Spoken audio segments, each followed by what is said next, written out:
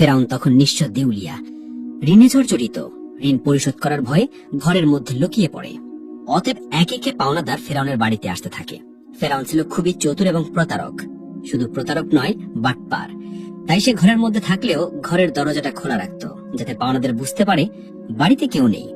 দিনের পর দিন এভাবেই পাওনাদার সেখানে আসে, কিন্তু ফেরাউনের দেখা না পেয়ে তারা ফিরে যায়।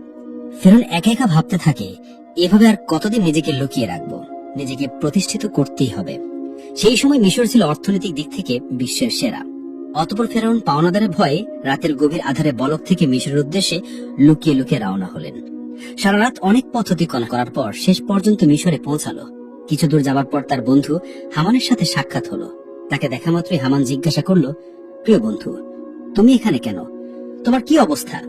তখন ফেরাউন বলল, বন্ধু হামান, আমি খুবই মুসিবতের মধ্যে আছি। পাওনাদারের ভয়ে লুকিয়ে পালিয়ে এসেছি। আমি একেবারে নিঃস্ব, চারিদিকে ঋণে ঝরঝরিত। এখন আমার কোন একটা কাজের প্রয়োজন। তখন হামান বলল, ফেরাউন, আমারও একই অবস্থা, আমার একটা কাজের প্রয়োজন। অতঃপর ফেরাউন ও হামান কাজের সন্ধানে বেরিয়ে পড়লেন। কিছু পথ অতিক্রম করার পর তারা ক্ষুধায় এবং তৃষ্ণায় কাতর হয়ে পড়েছিল। দূরে লক্ষ্য করে দেখল একটি লোক তরমুজ খেতে তরমুজ কাটার কাজ করছে। তখন ফেরাউন ও হামান ধীরে ধীরে সেই তরমুজ খেতে সামনে গিয়ে বলল, চাচা যান, আমরা খুবই ক্ষুধার্ত, আমাদের কিছু তরমুজ খেতে দেবেন? এই কথা শোনা মাত্র লোকটি তাদের তরমুজ খেতে দিল। তারা পেট ভরে তরমুজ খেয়ে তৃপ্তি পেল। তারপর ওই তরমুজ ক্ষেতের মালিক তাদেরকে জিজ্ঞেস করলো, তোমাদের তো আগে কখনো দেখিনি, তোমরা কে আর কোথা থেকে আসছো? তখন ফেরাউন বলল, আমরা ভিনদেশী বলক থেকে আসছি কাজের জন্য। তরমুজ ক্ষেতের মালিক ভাবলো তারও কাজের লোক দরকার, তাই সে তাদেরকে বলল, তোমরা কি আমার কাছে কাজ করবে? হামান বলল, অবশ্যই কাজ করব। তখন তরমুজ ক্ষেতের মালিক বলল, আমার কাছে কাজ করতে হলে সৎভাবে কাজ করতে হবে, চুরি করা যাবে না। ফেরাউন ছিল প্রতারক, তাই সে চালাকি করে বলল, আমি জীবনে কখনো মিথ্যা বলিনি, আর চুরি তো দূরের কথা। এইভাবে বিভিন্ন চালাকি পন্থা অবলম্বন করে ফেরাউন ও তার বন্ধু হামান তরমুজ ক্ষেতের মালিকের মন জয় করে কাজে নিযুক্ত হলো। পরের দিন থেকে ফেরাউন ও হামান তরমুজ নিয়ে বাজারে যায়। বাজার থেকে তরমুজগুলো বেশি দামে বিক্রি করে মালিকের কাছে বেশি লাভ দেখায়। এভাবেই আরো বেশি মালিকের মন জয় করে নেয়। বেশ কিছুদিন অতিবাহিত হয়ে গেল। একদিন ফেরাউন ওই ক্ষেতের মালিককে বলে, চাচা যান, আপনি তরমুজগুলো পিস হিসেবে আমাকে বিক্রি করুন, তাহলে আপনার আরো বেশি লাভ হবে। ক্ষেতের মালিক তার কথা রাজি হয়ে গেল। অতঃপর পরের দিন থেকে ফেরাউন তরমুজগুলো আবারও বাজারে বিক্রি করতে নিয়ে গেল। ফেরাউন তরমুজগুলো পিস হিসেবে কিনত, মাঝে মধ্যে কিছু তরমুজ চুরিও করত এবং বাজারে এসে তরমুজগুলো কেটে টুকরো টুকরো করে চড়া দামে বিক্রি করত। এভাবেই চালাকি করে ফেরাউন অনেক টাকা উপার্জন করলো। একদিন রাতে ফেরাউন তার বন্ধুকে বলল, হামান, এভাবেই যদি শুধু তরমুজ বিক্রি করি তাহলে জীবনে কিছু করতে পারবো না, আমাদের অন্য কিছু করতে হবে। সেই সময় ঘটে যায় এক চমৎকার ঘটনা। মিশরের বাদশাহ তার সেনাবাহিনীর দ্বারা দেশের মধ্যে একটি বিজ্ঞপ্তি জারি করে। সেনাবাহিনীরা বিভিন্ন জায়গায় গিয়ে বলে, এত দ্বারা জানানো যাইতেছে যে মিশরের কবরস্থানে একটি দারোয়ান প্রয়োজন। যদি কোনো ব্যক্তি এই চাকরি করতে ইচ্ছুক হও, তাহলে সে যেন অতি সত্বর মিশরের বাদশার দরবারে যোগাযোগ করে। এই কথা বলে সেনাবাহিনীরা সেখান থেকে চলে গেল। এই সমস্ত কথা প্রত্যক্ষ পরোক্ষভাবে শ্রবণ করার পর ফেরাউন তার বন্ধুকে বলল, হামান, চলো আমরা রাজদরবারে যাই। হামান বলল, আমার মনে হয় এটা সম্ভব হবে না। তখন ফেরাউন বলল, এই কাজ হাতছাড়া করা যাবে না, চলো আমরা একবার চেষ্টা করি। অতঃপর ফেরাউন ও হামান দেরি না করে সাথে সাথে মিশরের রাজদরবারে হাজির হলো। মিশরের বাদশা তাদেরকে জিজ্ঞেস করলো, তোমরা কে আর কি চাও? তখন ফেরাউন করজোরে অনুরোধ করে বলল, আমি মুসাফির, ভিন দেশ থেকে এসেছি, আমি খুবই অভাবী। আমি শুনেছি আপনি কবরস্থানের দারোয়ান নিযুক্ত করবেন, তাই দয়া করে যদি আমাকে এই চাকরিটা দিতেন, আপনার কাছে চিরকৃতজ্ঞ থাকতাম। মিশরের বাদশা ফেরাউনকে দেখে মনে মনে ভাবলো, তার তো শরীর স্বাস্থ্য ভালো, চেহারাও ভালো, মনে হয় সে পারবে। এই ভেবে ফেরাউনকে কবরস্থানের দারোয়ানের চাকরিতে নিযুক্ত করলো। পরের দিন থেকে ফেরাউন মিশরের কবরস্থানের দারোয়ানের চাকরিতে নিযুক্ত হলো। দিন রাত ফেরাউন কবরস্থানের সামনে দাঁড়িয়ে থাকে, আর পাশে একটি ছোট্ট ঘরে তার বন্ধু হামান ও ফেরাউন একসাথে বসবাস করে।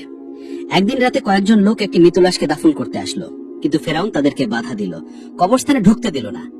তখন তারা বলল, কি ব্যাপার, আপনি লাশ দাফন করতে বাধা দিচ্ছেন কেন? আসলেই ফেরাউন ছিল প্রতারক এবং বাটপার, তাই সে চালাকি করে বলল, আপনারা কি শোনেননি মিশরের বাদশা নতুন আইন করেছে, মৃত লাশকে দাফন করতে হলে এক স্বর্ণ মুদ্রা দিতে হবে। এই লোকগুলো ফেরাউনের কথা বিশ্বাস করে নেয় এবং তাকে এক মুদ্রা দিয়ে লাশ দাফন করে। এভাবেই প্রচার হয়ে যায় যে একটি লাশ দাফন করতে হলে এক স্বর্ণ মুদ্রা দিতে হবে। এভাবেই ফেরাউন প্রতারণা করে অনেক টাকা উপার্জন করে। সেই সময় ঘটে যায় আজব ঘটনা। মিশরে সেই সময় আল্লাহর গজব শুরু হয়। চারিদিকে কলেরা বসন্ত রোগে প্রচুর মানুষ মারা যেতে থাকে। অতঃপর কিছু লোক মৃত লাশকে দাফন করার জন্য কবরস্থানে আসলো। তখন ফেরাউন আরো চালাকি করে বলল, মিশরের বাদশা নতুন আইন করেছে, যদি কোনো ব্যক্তি কলেরা বসন্ত থেকে মারা যায় তাহলে 2 স্বর্ণ মুদ্রা দিয়ে তবেই তাকে এই কবরস্থানে দাফন করতে পারবে। ফেরাউন প্রতারণা করে সবার কাছ থেকে স্বর্ণ মুদ্রা নিয়ে অনেক টাকা উপার্জন করলো। এভাবেই সেই বছর অতিবাহিত হয়ে গেল। এরপর ফেরাউন তার বন্ধু হামানকে বলল, হামান, এই দেখো 2 বস্তা টাকা উপার্জন করেছি, কিন্তু এগুলো আমরা মিশরের বাদশার নিকট নিয়ে যাব। এই কথা শুনে হামান যেন চমকে গেল। সে বলল, ফেরাউন, তোমার কি মাথা খারাপ হয়ে গিয়েছে?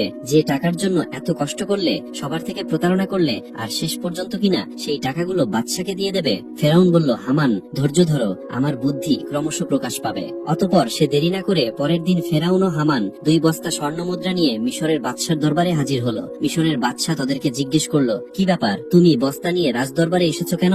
তখন ফেরাউন বলল, জাহাপনা, আমি 2 বস্তা স্বর্ণ মুদ্রা নিয়ে এসেছি।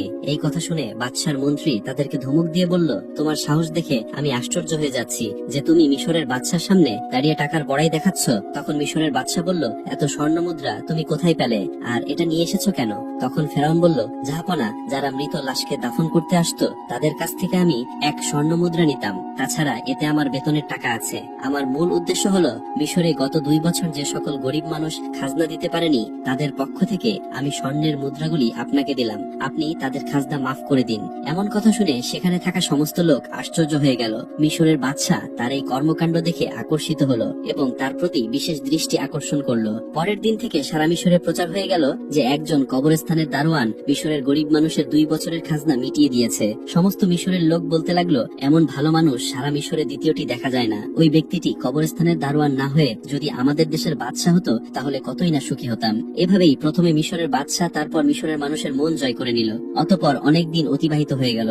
একদিন মিশরের বাদশা বার্ধক্যজনিত ইন্তেকাল করলেন। তখন চারিদিকে সবাই চিন্তিত হয়ে পড়ল, কি হবে দ্বিতীয় রামেসিস মিশরের বাদশা। কয়েকদিন পর রাজদরবারে একটি জরুরি মিটিং এর আয়োজন করা হলো। সেখানে থাকা বিশিষ্ট জ্ঞানী ব্যক্তিদের মধ্য থেকে একজন বলল, এইভাবে তো আর মিশরের বাদশার আসন খালি রাখা যাবে না। কি হবে মিশরের বাদশা, আপনারা সবাই আলোচনা করে বলুন। তখন সেখানে থাকা একজন বলল, হুজুর, আমাদের মনে হয় যে ছেলেটি কবরস্থানের দারোয়ান অর্থাৎ ফেরাউন, তার যেমন স্বাস্থ্য তেমন প্রকা, তাছাড়া সে তো খুবই ভালো, জনগণের কথাও ভাবে, আমাদের মনে হয় তাকে বাদশা করা উচিত। তখন সে বিশিষ্ট জ্ঞানী ব্যক্তিটি বলল, ঠিক আছে, তবে তাই হোক। সবার অনুমতিতে ফেরাউন হলো মিশরের বাদশা।